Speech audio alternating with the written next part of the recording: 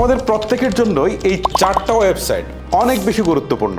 কেন বললাম, একটা করে যখন দেখাবো তখন আপনারা নিজেরাই বুঝতে পারবেন যে কেন এটা এত বেশি গুরুত্বপূর্ণ। দেখেন, প্রথমে আমি ক্রোম ব্রাউজারে চলে যাচ্ছি, আমার প্রথম ওয়েবসাইটটাকে আমি পেস্ট করছি।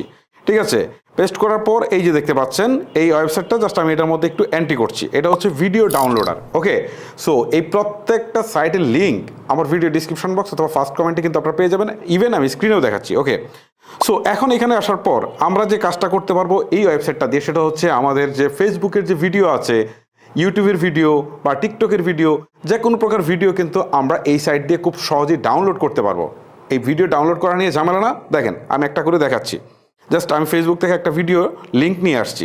এই যে দেখেন, এখানে আমার পেজের একটা ভিডিও আছে। এটাকে যদি এখন আমি ডাউনলোড করতে চাই তাহলে হচ্ছে জাস্ট হচ্ছে এই শেয়ার অপশনে ক্লিক করব, তারপর হচ্ছে যে কপি লিঙ্ক, জাস্ট এখান থেকে ক্লিক দিলেই এই ভিডিও লিঙ্কটা কপি হয়ে যাবে। এখন আমরা যে ওয়েবসাইটে ছিলাম, জাস্ট এই ওয়েবসাইটে আসবো। ওয়েবসাইটে আসার পর একটু স্ক্রল করে নিচের দিকে আসবো। এই যে এখানে দেখেন পেস্ট করে একটা অপশন আছে, এখানে পেস্টে ক্লিক করব। তারপর হচ্ছে এটাকে পেস্ট করে দিব। দেওয়ার পর এখানে সার্চ অপশন ক্লিক করব। কিছুক্ষণের মধ্যে এই ভিডিওটা এখানে দেখাবে তারা প্রিভিউয়ে। এই যে দেখেন, ভিডিওটা কিন্তু দেখাচ্ছে। ওকে, সো এখন আমরা কোন কোয়ালিটিতে ডাউনলোড করব? সো যেটা ডাউনলোড করব সেটা এই যে ডাউনলোড MP4, এখানে জাস্ট ক্লিক করব। ঠিক আছে, কিছুক্ষণের মধ্যেই এইটা ডাউনলোড হয়ে যাবে। দেখেন, অলরেডি কিন্তু এটা ডাউনলোড হয়ে গেছে। এখন এই যে ডাউনলোড অপশনে যদি আমি ক্লিক দিই বা ওপেনে যদি আমি ক্লিক দিই, তাহলে আপনারা দেখতে পারবেন যে এই যে ভিডিওটা কিন্তু অলরেডি চলে আসছে। ঠিক আছে, সো বুঝতেই পারছেন যে কোনো ভিডিও কীভাবে ডাউনলোড করবেন। চলেন পরের ওয়েবসাইটেতে যাই। নাম্বার 2তে যে ওয়েবসাইটটাতে আসলাম, এটার নাম হচ্ছে speedometer.net। ঠিক আছে, এটার লিঙ্ক আপনার ভিডিও ডিসক্রিপশন বক্সে পেয়ে যাবেন। এইখান থেকে আপনি আসলে চেক করতে পারবেন যে আপনি যদি গাড়িতে বসে থাকেন তাহলে এই মুহূর্তে গাড়িটা কত স্পিডে চলছে, আবার বাইকে যদি বাইক চালান তাহলে বাইকটা কত স্পিডে চলছে, আপনি বাসে বসে থাকলে সেটা কত স্পিডে চলছে, ট্রেনে বসে থাকলে কত স্পিডে চলছে, বা আপনি যখন হাঁটছেন আপনার হাঁটার গতিবেগটা কত সেটাও দেখতে পারবেন।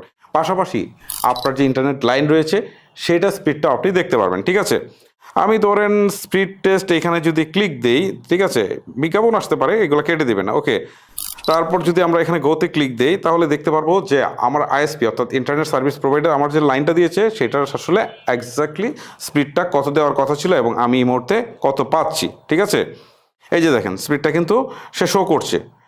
ওকে, সো আমরা যদি আরেকটু ব্যাক করে চলে আসি, এখান থেকে যদি আমরা কি করি, হাঁটার গতিবেগটার মধ্যে ক্লিক দেই তাহলে আমরা দেখতে পারবো যে আমরা কত গতিবেগে হাঁটছি। ওকে, দেখেন আমি তো এই মুহূর্তে হাঁটছি না, সো আমার এটা নড়ছে না, যখন হাঁটবো তখন এটা নড়বে। এ হচ্ছে মূলত বিষয়। এটা অনেক কাজে লাগবে অনেকেরই, আপনারা এটা সংগ্রহ করে রাখতে পারেন। চলেন পরেরটাতে যাই।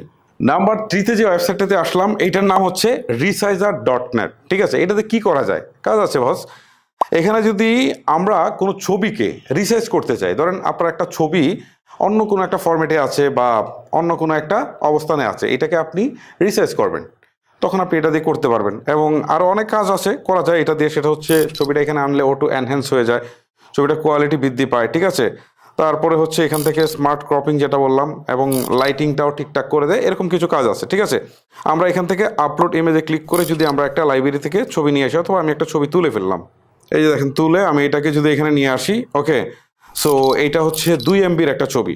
এখন এটাকে যদি আমি কমাতে চাই, ঠিক আছে, অনেক সময় দরকার হয় না যে সব ঠিক আছে, শুধু ছবির সাইজটা কমাইতে হবে, তখন এই যে কোয়ালিটিতে জাস্ট যখন আপনি কমাবেন তখন এই যে ছবির সাইজ কত হচ্ছে এটা কিন্তু এখান থেকে শো করছে। দেখেন কেবিতে শো করছে।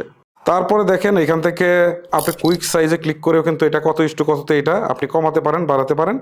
রেশিওটাও কিন্তু এখান থেকে আপনি সিলেক্ট করতে পারেন যে এটা কোন রেশিওতে দিবেন। এটা আমি অনেস্ট অনে দিলাম। এইটা আগে যেটা ছিল, অরিজিনাল যেটা ছিল সেটা হচ্ছে 9:16, এখন এটা 1:1 দিয়েছি। এরকম অনেকগুলো কাজ কিন্তু করা যায়।